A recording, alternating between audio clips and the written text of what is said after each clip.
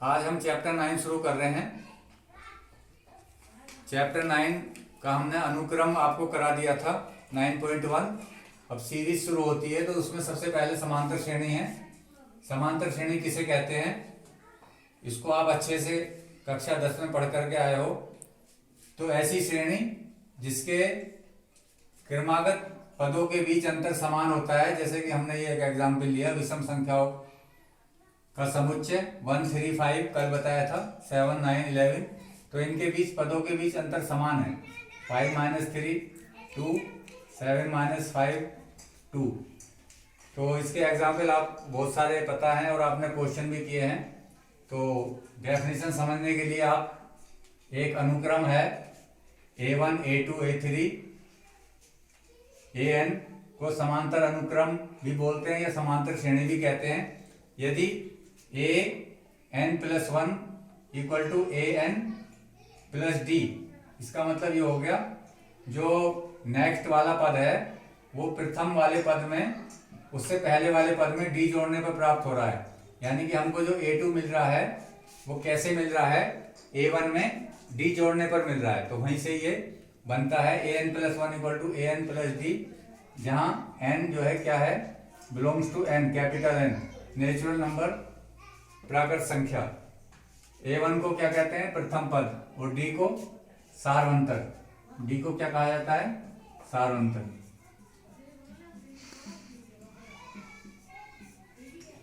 तो जो आपने कक्षा 10 में पढ़ी थी डेफिनेशन वो ये वाली है, ये आपने नहीं पढ़ी थी। एक समांतर श्रेणी इस तरह की है A+D A+2D, जिसका प्रथम पद क्या है A और सारवंतर D है। तो उसका nवां पद क्या होता है, AN = A+n-1 × D, और पदों का योग क्या होगा, SN = n/2 bracket 2A + n-1 × D। ये आपने दोनों फॉर्मूले कक्षा 10 में पढ़े हैं। इस फॉर्मूले को हम इस तरह से भी लिख देते हैं यहीं से ही। यदि हम लास्ट का टर्म मान लें L, तो L हो जाएगा A + n-1 × D, और A अलग कर लेंगे तो A + L आ जाएगा। तो ये फॉर्मूला भी यूज हो सकता है, ये भी यूज हो सकता है। तो इसकी कुछ विशेषताएं हैं बच्चों समांतर श्रेणी की। क्या विशेषता है कि समांतर श्रेणी के किसी भी पद में कोई अचर राशि जोड़ी जा सकती है, जोड़ सकते हैं। उसके पदों श्रेणी में कोई अंतर नहीं आता, जोड़ भी सकते हैं कोई राशि और घटा भी सकते हैं किसी भी अचर राशि से, और गुणा भी कर सकते हैं और भाग भी कर सकते हैं उसके पदों को किसी भी अचर राशि से। ये अचर राशि को जोड़ने पर, घटाने पर, गुणा करने पर उसमें श्रेणी में कोई परिवर्तन नहीं आता है। ये इसकी विशेषताओं में काउंट होता है। तो ये आप कक्षा 10 में भी करते चले आए, तो वो समांतर श्रेणी होती है।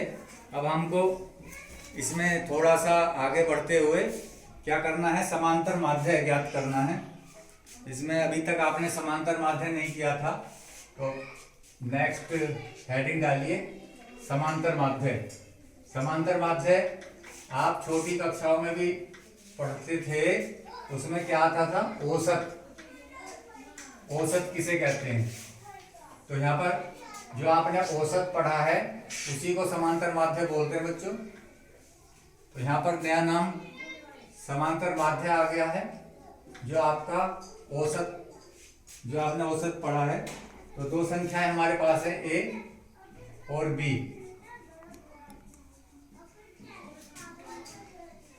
यदि हम इनका समांतर माध्य निकालें तो समांतर माध्य इनके बीच में क्या है, A और B का समांतर माध्य कैपिटल A है।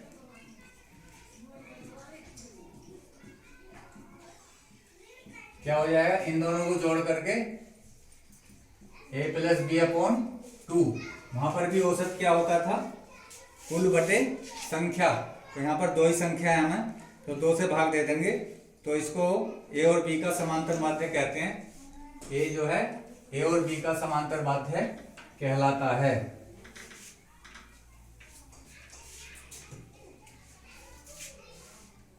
कैपिटल ए और बी का समांतर माध्य कहलाता है।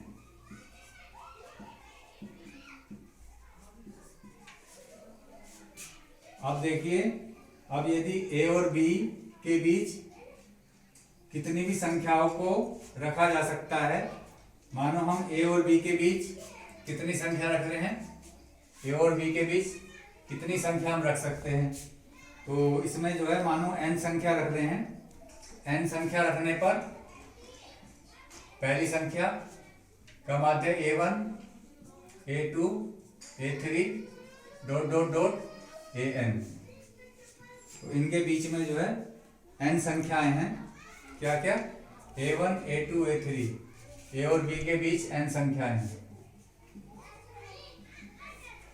तो अब हमको क्या ज्ञात करना है, a1 का मान ज्ञात करना है, कैसे करेंगे, a2 का कैसे करेंगे और a3 का कैसे करेंगे और लास्ट में an का कैसे करेंगे। उसका क्या तरीका होगा, अंतिम पद क्या है इसमें, लास्ट टर्म l का मान क्या है, b।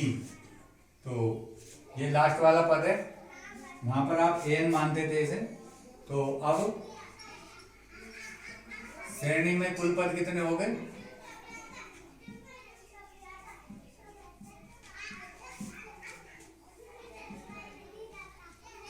n संख्या इसके बीच में रखी और एक दो संख्या ये थी, तो कुल पद हो गए n प्लस 2, कुल पद हो गए n प्लस 2। तो और n प्लस 2 पर क्या है, b। तो यहां पर b जो है n प्लस 2 पद है, b जो है n प्लस 2 पद है। तो सूत्र आपको मालूम है, ए एन बराबर क्या होता था, a plus n minus 1 into D. A N की जगह क्या रखेंगे बच्चों, b बराबर a प्लस n की जगह क्या रखा जाएगा, n plus 2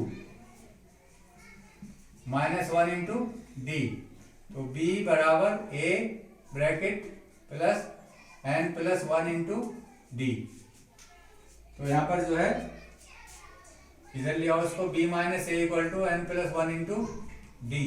therefore d equal to आ गया b minus A upon N plus 1। तो इस तरह से हम जो है इनके मान निकालते चले जाएंगे, a1, a2। अब a1 का मान क्या आ जाएगा, a1 इक्वल टू पहला पद a होता है समांतर श्रेणी का, अभी बताया आपको। उससे नेक्स्ट वाला पद क्या होता है, a प्लस डी। तो a प्लस डी, यहाँ पर d की वैल्यू रख दोगे आप, d की वैल्यू क्या है, b minus A upon N plus 1। तो यहाँ पर जो है हम डायरेक्ट मान रख करके निकाल सकते हैं, पहली संख्या क्या होगी इनके बीच की, a plus B minus A upon N. इसी प्रकार दूसरी संख्या क्या होगी, a plus 2d, a plus 2 bracket b minus A upon N plus 1। इस तरह से हम चलते चले जाएंगे, a3 भी निकाल देंगे, डॉट डॉट डॉट a4 भी, और लास्ट में क्या निकालनी है हमें, an। तो यहाँ पर लास्ट में क्या आ जाएगा, an आ जाएगा। तो लास्ट की संख्या क्या आ जाएगी, a plus n into D. तो a plus n into B minus A upon N plus 1। तो इस तरह से जो है हमें दो संख्याओं के बीच समांतर माध्य के रूप में हम ज्ञात कर सकते हैं संख्याओं को। कितनी संख्या थी, n। तो ये था आपका समांतर माध्य, और इस तरह से आप क्वेश्चन करोगे, आपके जो पेपर में है तो क्वेश्चन आएंगे। तो अब हम एक्सरसाइज स्टार्ट कर देते हैं बच्चों। तो पहला क्वेश्चन है, पहला क्वेश्चन बहुत सरल है, जो आपने जो है क्लास 10th में पढ़ा है, उसी से रिलेटेड है।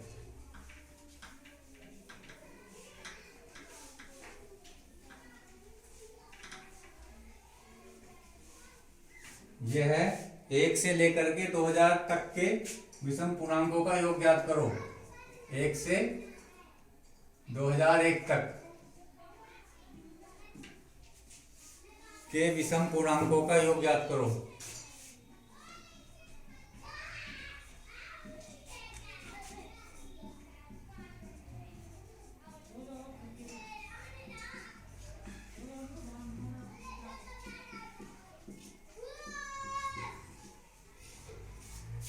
तो लास्ट की संख्या क्या है यहाँ पर? लास्ट का नंबर क्या है? 2001। 1 से लेके 2001 ये लास्ट का पद है, तो इसको an कहते हैं। an equal to a plus n minus 1 into D. तो हमको यहाँ पर बच्चों जो पूर्णांक है उनका नहीं मालूम है अभी कि कितने पूर्णांक है इसके बीच में। इसके बीच में 1 से लेकर के और 1000 तक, 2001 तक कितने इसके बीच में जो है पूर्णांक हैं, यानी कि n का मान कितना है वो हमको ज्ञात करना है।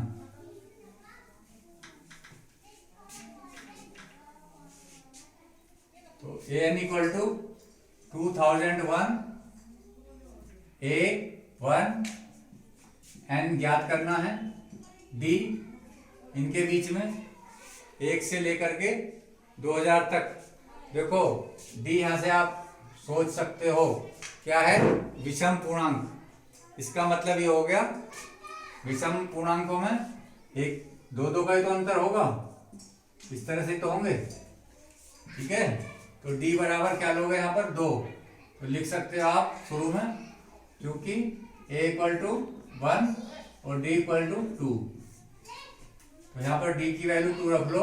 तो 2001 minus 1 2n minus 2 that is 2000 equal to 2n minus 2। अब 2 इधर ले आओ, तो 2n इक्वल टू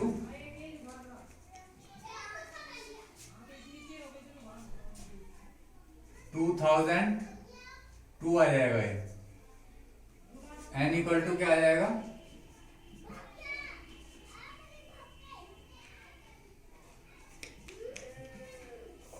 बटे 2 1001 1001। ये n का मान आ गया बच्चों। अब आपको क्या निकालना है? अब आपको निकालना है पूर्णांकों का योग। Sn बराबर क्या होता है? n बटे 2 bracket 2a plus n minus 1 into D. एक फॉर्मूला तो ये है। आप दूसरा फॉर्मूला भी बताया था हमने आपको, कौन सा? n बटे 2 a प्लस l, ये भी तो बताया था। तो यहाँ पर आपको लास्ट टर्म तो मालूम है ना, तो आप उसे ही लिख सकते हो। n की वैल्यू लिख दीजिए आप 1001 अपॉन 2, a की वैल्यू लिख दीजिए 1 और l की वैल्यू लिख दीजिए 2001। तो this equal to 1001 upon 2 equal to 2001। ठीक है, 2 से काट दीजिए, 2 आएगा बेटा, 112 है ना, 1001। अब इनकी मल्टीप्लाई करनी है, 1001 और 1001 की मल्टीप्लाई कितनी आएगी वो कर लेते हैं।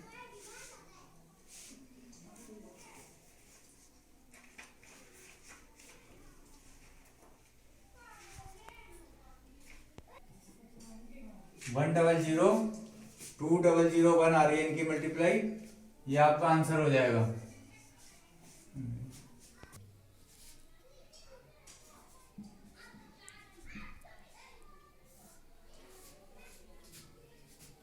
होमवर्क में आप बच्चों क्वेश्चन नंबर 2, 3 और 4 कर लोगे। ये हाई स्कूल के पैटर्न पे ही है, हम थोड़ा हिंट बता देते हैं आपको। देखो क्वेश्चन नंबर 2 जो है 100 तथा 1000 के मध्य उन सभी प्राकृत संख्या का योगफल ज्ञात कीजिए जो 5 के गुणज हैं। इस तरह का क्वेश्चन आपने जो है 10th क्लास में पढ़ा है। 100 के और 1000 के मध्य, समझ लो 100 और 1000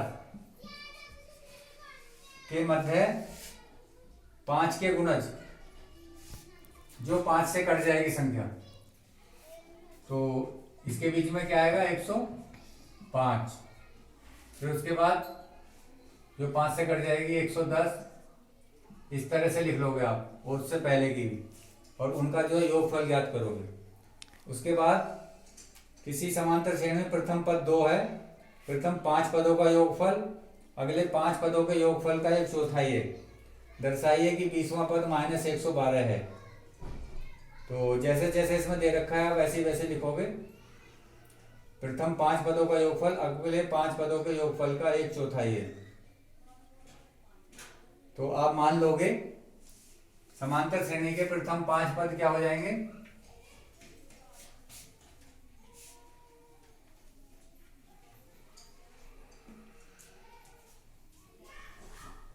क्वेश्चन नंबर 4, इस तरह का क्वेश्चन आपने 10th क्लास में किया है। -6 -11/2 -5 के कितने पदों का योगफल? -25 है।